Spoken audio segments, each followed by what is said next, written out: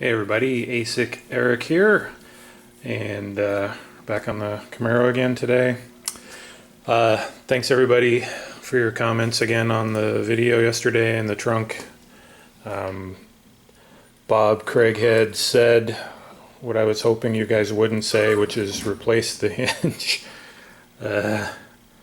It's the right answer, but I was kind of hoping to avoid that. But as evidence by that, that donor Camaro that I got a bunch of parts that they were parting out, I asked them to cut out that hinge over there because I thought I might need it someday. And I asked them to preserve all this metal underneath here where that hole was, and the guy didn't understand what I meant. They ended up cutting right through all of that metal. Oh well. The hinge is okay though. I imagine if I'm going to take that hinge out, I'm going to have to cut the hinge apart in order to be able to get a cutting wheel down to where the welds are and stuff, but I guess cross that bridge when I come to it. The immediate question I have is how to get these torsion bars off. I've seen a couple of people talk about doing it different ways. I know Mark talked about using some vice grips. I saw one guy use some kind of pipe on it or something. I don't know if there's a preferred method you guys know of to do that. I certainly don't want to kill myself or have these things go flying across the room or anything. So I'm not going to touch those right now. I'm still working on this. So I'm going to continue working on this today and then see what you guys have to say about that. I might futz around with the deck lid a little bit. See if I can get it lined up any better, but I don't know. Probably got enough left to do on this. So I think for today, I'm going to go ahead and try and level this spot off back here, get these high spots down, get another coat of filler over this and try and see if I can get that leveled. I'll probably go ahead and put some filler over the rest of this too that I never did anything with except for the fiberglass. See how close I can get all of that stuff, and maybe just there's a couple of little spots here that need some touch up. So, excuse me. God damn it. Chainsaw next door. They're always chopping stuff down these days. I don't know what that is. Like they're chopping all the trees down in the neighborhood. Anyway, I was originally thinking I would just sort of get this close and then epoxy it and cover it up. But the more I think about it, I might as well get this as close as I can to right before I put the epoxy on. There's no reason not to, I guess.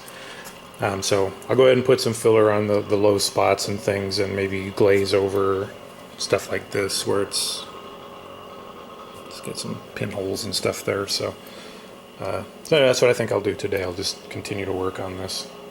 Focus. All right, so slight change of plans here. I was watching the video last night. I didn't really notice this yesterday, but I noticed it on the video that all of this garbage here, this looked fine when it was on the car, and it's when I took it off and I pounded it flat that all that rust popped up there. All these little pits that I was talking about, they look pretty good. You go digging under them, you don't really see anything, but this area here, that was all under epoxy. So I decided to get the sandblaster out and hit this area over here again next to the repair, and scraped off that a little bit. That looks rusty under there too, so I'm going to have to extend this repair out a little further. I think this is okay over here. I mean, I really don't want to try and have to rebuild all of that. It's pitted obviously, but I don't see any rust down in there. So I think this is okay, but this is not. Choices. Anyway, so I was hoping to not have to mess with that post there, but that's going to have to go. So I'm going to cut this piece out right here. And I'm just trying to decide how far up I want to go. If I want to try and rebuild that edge or not. Well, this one's going to be a little more interesting to try and reconstruct than that last one that I did. So it's got that multiple radius going on, but the back of this looks okay. It's that same stuff, seam seal or whatever it is that was back there, I think. Metal's pretty thin here though, so I'm glad I cut this out. Alright, got that all cleaned out and ready to go. There's my patch. There's a little bit of banging and cutting, and I think it's okay. It'll do alright. Alright, all set there. It's not perfect, but a little fiberglass in there will cover the rest up. I mean, it's alright considering how complicated that curve was. I think that turned out okay. This is a place where I really could use a shrinker, but oh well, I think it's fine. Alright, so I'm going to go ahead and fiberglass that, and then we're going to start spreading some filler on the rest of this. Whew. Well, that was another marathon day today. I think we're in pretty good shape with this panel here. Oh my god, all of this done here pretty much. Everything's in 80. I still have to go over it with 180. There's still a few little spots here and there that need a little attention. I'm still working on it. This spot's a little high right here, etc. I think this back end came out pretty good now. It still might be too high right here when there's a high spot, but is it too high? I don't know. This is all looking good in through here. You can see there's not a lot of filler there. You can see it ghosting through, as Roger would say. I like that expression, ghosting through. Anyway, so we're pretty good. Running my hand over this, it feels really smooth. You know, when you put the new filler on next to old filler, it always ends up being high, and I have a hard time getting that smooth again. So it still feels a little off right there. So it might, when I'm all done here, it might need a skim coat across the whole thing to get it really leveled out. Or I'll just do that with high build. Not sure yet. But anyway, I think this thing's pretty well done. This is all fiberglassed in through here. I'm not sure if I should go through and put filler in here or not, you know, to just really smooth it out. I mean, does it really matter? I don't know. It's covered up by trim, but I'll probably do it anyway just because I know it's there. Anyway, we're looking good. I don't think there was any warpage whatsoever of this panel like this.